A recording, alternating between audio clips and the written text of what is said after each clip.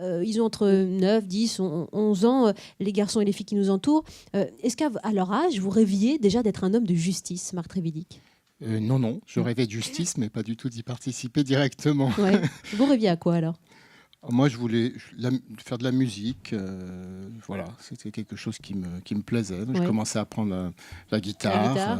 l'harmonica, des choses comme ça. Donc, vraiment, c'était mon truc. Donc la passion et la vocation est venue plus tardivement. Heureusement, je serais assez inquiet si entre 9 et 12 ans, on commençait à dire je veux devenir juge. Ça m'inquiéterait un tout petit peu. Il y a le temps de réfléchir à ce genre de choses. C'est pas urgent. Ousmane, bonjour, tu es là en studio pour interroger notre invité Marc Trévidic. Bonjour. Bonjour Ousmane. Bonjour. Qu'est-ce qui vous a donné envie de devenir juge? Ce qui m'a donné envie de devenir juge, alors ça va pas être très extraordinaire comme réponse, c'est que je faisais des études de droit. Je savais pas tellement pourquoi, mais ça m'a plu comme étude. Donc après le bac, j'ai fait une fac de droit et puis ça m'a plu. Et puis un prof m'a dit tu réussis bien, etc. Tu devrais passer le concours de la magistrature. Donc ça s'est fait assez naturellement, sans vraiment d'idées préconçues. La matière m'a plu. Enfin, je suis devenu juge parce que j'ai fait un peu d'humour. Malheureusement, la chance de réussir mes études. Donc ça m'a fait abandonner d'autres projets. Et après, ça m'a vraiment beaucoup plu comme métier. Donc ça, c'est venu en apprenant le métier plutôt que de façon préconçue avant. Mais Marc Trévidic, s'il fallait expliquer ce métier aux enfants, justement, juge d'instruction, je sais que certains disent de vous, le juge d'instruction, c'est un emmerdeur, mais qui est un vrai travail d'enquête énorme et un travail de justice, avec un travail de démineur que vous faites, vous, sur ces gros dossiers-là. Comment vous l'expliqueriez, ce travail? Il faut, vous savez, dans un pays, en tout cas démocratique, la loi est votée par les députés, les sénateurs. Il y a ceux qui nous gouvernent qui sont là pour mettre en exécution les lois, les faire appliquer sur le territoire. Et il y a ceux qui doivent surveiller que les gens respectent la loi. Et ça, c'est le boulot des juges.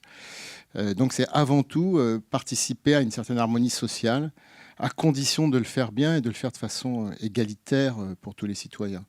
Donc être juge, c'est faire appliquer la loi de la façon la plus égale pour tous sur le territoire. Inès vous interroge, Marc Trévidic. Bonjour Inès, tout en rose. On t'écoute. Bonjour. Travaillez-vous sur plusieurs affaires en même temps? Oui, environ 40 à 50.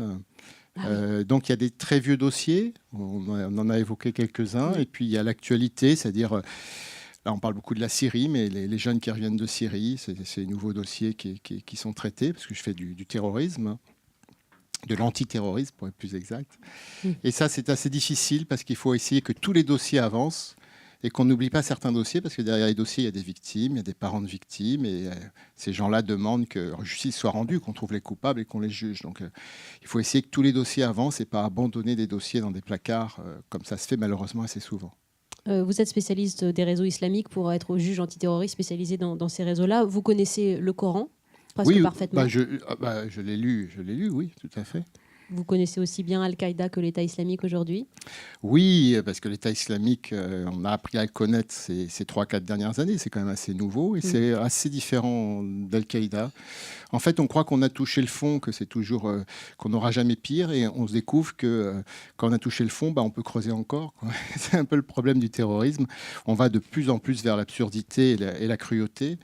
Et finalement, Ben Laden est presque sympathique, voilà, Ouais, c'est ça. avec le recul.